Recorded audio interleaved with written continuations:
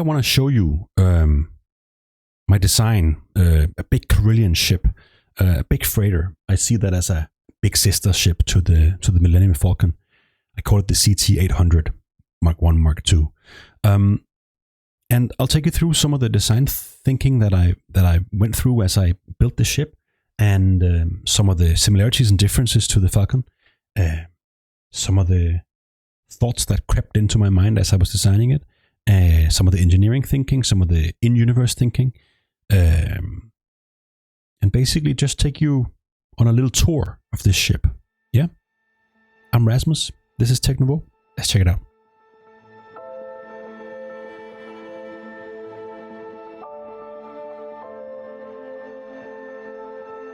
So, of course, a design like this starts by looking at the original. Here we have images I took of the Millenium Falcon from the Star Wars exhibit, well, the traveling Star Wars exhibit.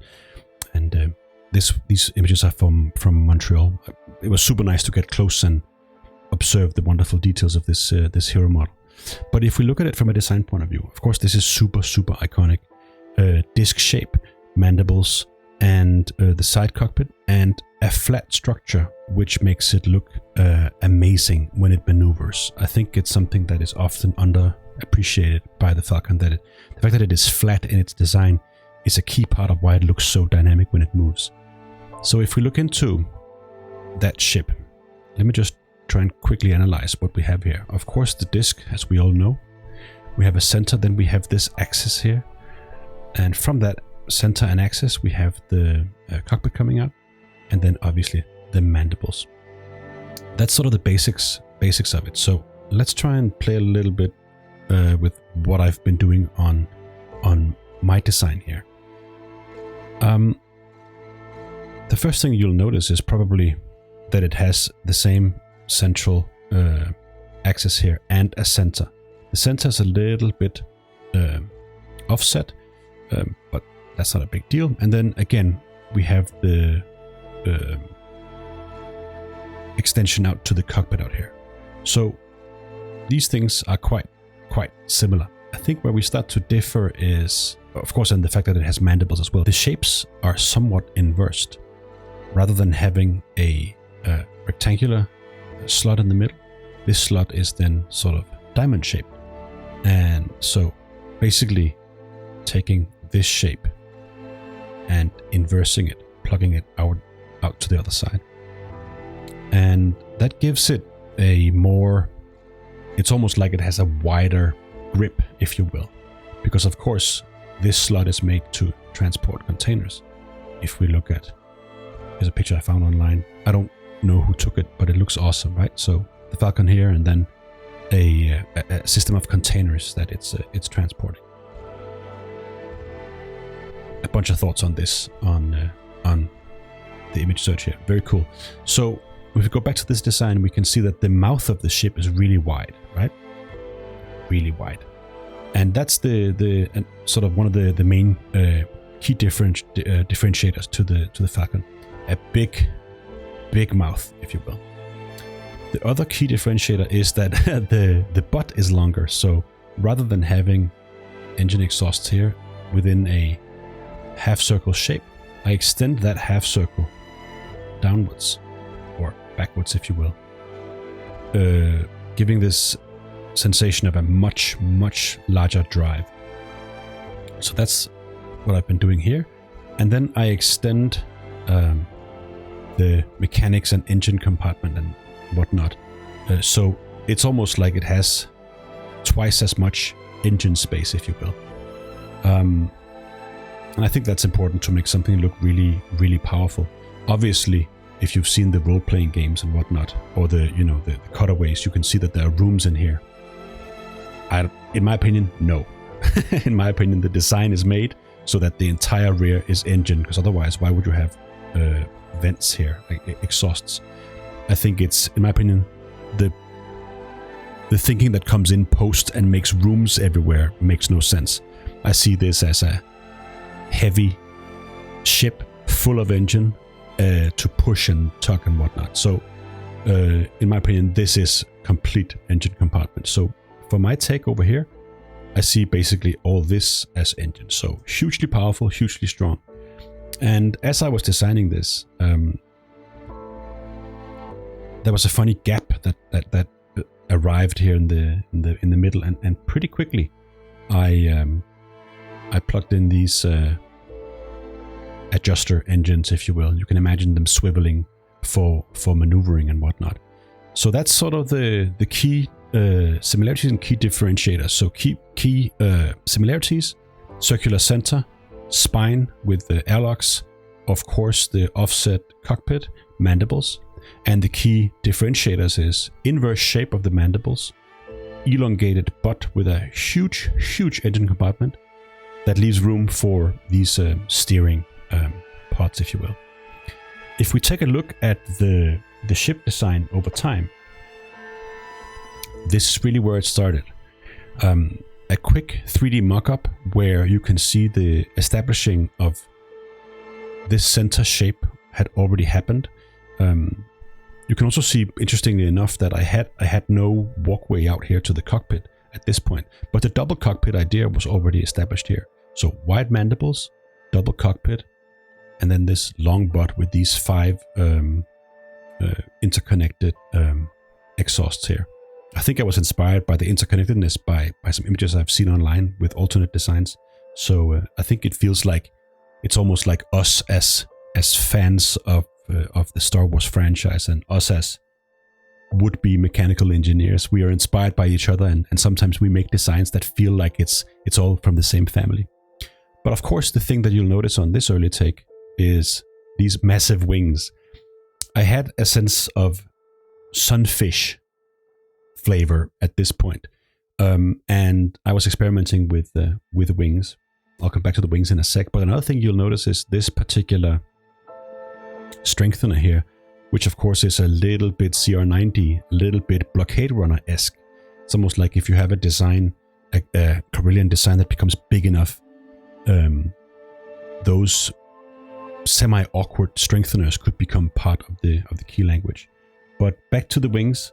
If we look at this render here, for instance, we can see now we are beginning to enter a more refined design where the center is becoming more pronounced, and the extension of the center backwards is looking a little bit different. On the earlier design, it was interconnected, and here I'm deciding to add a bit more shape to give the design a bit more complexity and details. And back to the CR90 detail, you can see here the strengtheners are actually split in 2. So I'm really playing with the notion of a Corellian ship of a certain size needs to have this design trait. They will eventually be killed off as I move the engine compartments. The secondary engines here and the entire airlock sort of spine forward to match the center of the ship itself. But yeah, also 4 wings here instead of 2. So the wing idea was really something that persisted for a while. And here you can see I'm already starting polishing up cockpits and adding details just to get a sense of the rhythm and the flow of detail versus clean surfaces. And the wings existed all the way up to this point. Ultimately, I felt that it was me trying too hard. I was trying too hard to make something that felt unique. Part of me still thinks it looks great, but I feel like having wings and engines, secondary engines, and all kinds of other things happening, it became a little busy. So I chose to focus on the secondary maneuvering thrusters, the engines here, over the wings. When all is said and done, obviously, maybe I come back and do a little remix. So that's really the design process as it manifested over time. And I'm always doing quick renders as I build. You can see some of this texturing is utterly terrible, and of course the shader is really grimy in this take. And you can see here lots of errors, but I render it out to sort of, let's say at the evening is over, I go to bed, I come back the next morning, I can see this, take a look at this, and sort of get a quick bird's eye view of what I agree with in the design and what I don't agree with in the design. So I think it's important to let the design rest, render it out, let the design rest, come back to it, evaluate it, and make judgment calls on what you agree with and what you don't agree with anymore. So that was sort of the design process as it grew over time. If we come back into Photoshop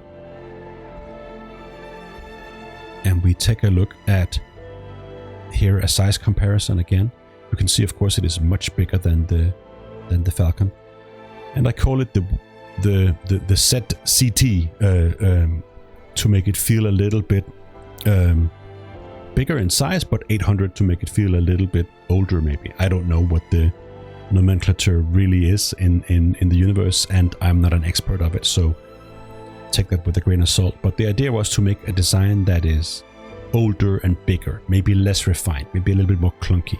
Maybe in this design they've solved some of the maneuvering problems that these thrusters were needed to solve. I don't know. It's just my imagination playing, and I like the idea of having something. One of the reasons why I like the Star Wars used universe is because it is so clunky, and so if I make a design that is even more clunky, maybe that could be a take. Of course, not going all the way back to the Chrome designs, obviously. So again, the notion of it being a tug, I figured it would be fun to sort of imagine that this ship could maybe push the bigger ones, maybe the Star Destroyers or something like that, into place in orbital port yards and things like that. So you can imagine the whole front being fitted with a big pillow, almost like you see with the little tugboats in harbors today. And you can imagine this ship coming in and physically pushing stuff around, like big objects around in space yards and whatnot. Obviously as well, considering the big mandibles, here's an idea of a big set of liquid containers maybe that can be attached to the front, and you can then see that flying around space like in an image like this. I love that visual of this design, and I'm a little bummed out that we've never seen it in canon, but good thing for us that we can play with the idea and have some fun with it. Yeah. So these canisters here, basically, I guess if you want to do a big grill party, then this could work. But maybe also you can attach regular square containers in a circular form to a big framework like this. I think the subtask of designing container rigs and whatnot, as we saw in the picture from the search engine before, can be a fun subtask, and I think there's a lot of room to play with that for sure. So that's where we are with this one. Containers and yeah, the overall role of the ship. And having said that, if we come back and look at the ship as a whole, we can dive in and take a look at some of these details here.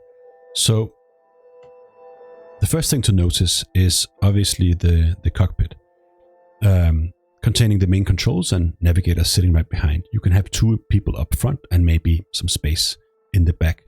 Obviously, in my mind's eye, I've seen this many times, but modeling it hasn't happened yet. So you have to excuse me for that. So underneath this module, you have a secondary pod, a modular pod that can be replaced and can be an escape pod or a weapon, gun sort of port. And I think having an element like this that allows different uses is very credible, in the sense that I think a lot of machinery, especially in wartime, evolves over time, and the needs and the use case changes. And so having a spot that maybe was meant to be a emergency escape pod that then became a gunnery station or a weapons pod feels credible for designs that are in, let's say, a time of dynamic change, I guess, aka war. Feels quite credible. Then if we recall the point here where the Falcon has the port where Lando exits to rescue Luke in Empire, I like the idea of having this little slit that people and maintenance crew can exit through to for maintenance reasons or emergencies or whatnot. Obviously, we have the big airlocks for personal transfer. That's the classic, and they are retained here. And here down here we have an intake. You saw this in some of the earlier concepts, like a big round intake. I really like that. It looks so awkward on the surface. But I see this as a smaller auxiliary power unit. that can power life support and whatnot without the need for the main engine. And then I had this idea that maybe it can provide enough power for operating these positioning thrusters as well in an emergency limp mode. And of course, if you have an emergency limp mode, maybe you can hide. Maybe if you want to stay hidden and you want to retain a low power signature, maybe that would be useful for smugglers and whatnot. So engines,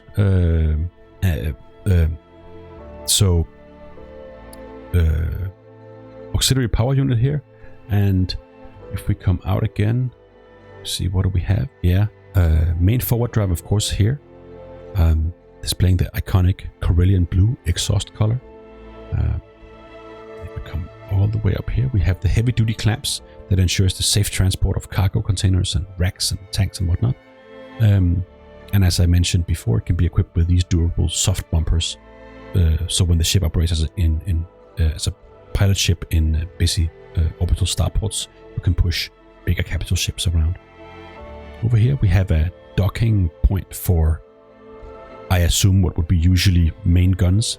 And of course these guns here have 180-degree operation on top. There's a similar one down below, and in that sense they cover quite a lot of width in terms of firing range for the ship. And then we come to the positioning thrusters. You know how port ships have these little screws that can make them navigate side to side and things like that. So that's what I imagine this being. Basically an engine that can make the ship maneuver in really interesting ways. Long-range communication with the main radar dish, of course. Engine exhausts that dissipate the heat from the sublight engines. As I mentioned, big engines, powerful, lots of heat excess, and these iconic vents to disperse of it. And then lastly here, the engine parts that require maintenance. I imagine you having access to main liquid reservoirs, main interface ports and whatnot in this space would be useful when you are being repaired and whatnot by the crews. So that's a quick overview of the main design. What I'm imagining for the different parts and what I imagine they do. As you can hear, I'm not an engineer and I'm not diving super deep into the lore of it, because I see myself as more of a designer than a documentarist, and I don't really have the knowledge of the Star Wars universe to do that for you guys. So I would leave that to you to help me with doing that. If we jump into Blender, we can take a look at the ship design. So here we have the main gun, the auxiliary gun, as I was mentioning, and you can imagine. There we go. You can imagine this part being replaced with a emergency escape module as well. You can see the access port in there behind in here. And so I've had some critique that this weapon's range isn't particularly good. You know, people are not happy with the fact that it can't point straight forward. I suppose you could kill off these details here and have it socket into this and shoot forward, but I don't mind that there's a bit of awkwardness to the solutions. Again, I think it feels like the emergency decisions you make in a time of conflict, and I think that's pretty interesting. You can see this version is a little bit different from some of the versions in the renders and in the clips. I call this the Mark II, and that is to give it this nose structure here, which I feel has a bit more of an interesting visual than the basic one. Is to give it its own identity, more so than just making it a replica of the Falcon. You can see the mandibles, how they're shaped and how they go from being practically straight down the middle here to have a very sort of vertical, in this case, line work, and then this 45-degree mouth. And another design detail that's quite prominent on this design is this triangular shape that you see here, coming together with this mouth to give this diamond shape. And it really becomes a key part of the design as you rotate it around and as it moves in front of the camera. The fact that it comes out from a strong set of shoulders out here into the maw, if you will. And these lines then become kind of predatory, kind of aggressive looking, and it gives the ship sort of a strong and somewhat aggressive flavor as well. People have commented that it feels like a spider as well, which is interesting. So another thing I want to point out while we're in 3D is the fact that you can see here, if you recall the center, elongated center from the old concept, or from the work in progress sketch, you can see here how it's become much more complicated. I think it's important to land a balance between iconic simplicity and interesting complexity in the design. So you can see it's almost like two circles, two circular shapes that have intersected now, and it has got a new center in the middle. And there are some funny details, some interesting details about this. You can see the angle with which this particular disc shape is integrated into the body.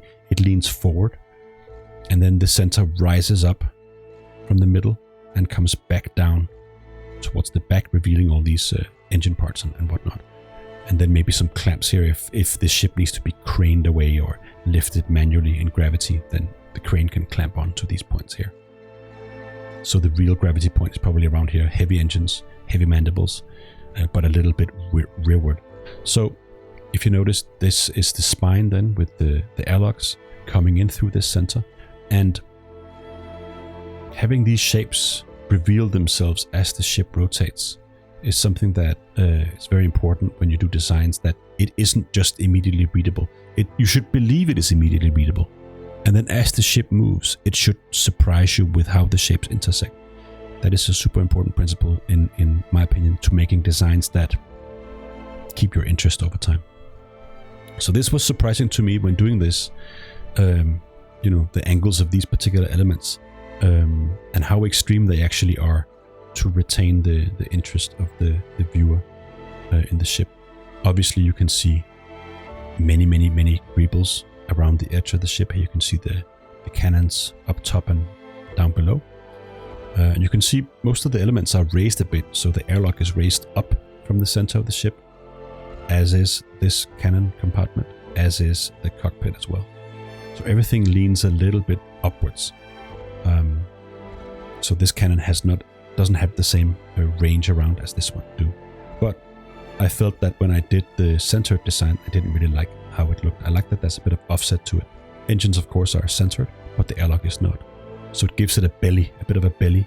So the belly is a bit heavier than the top is. Again, greebles.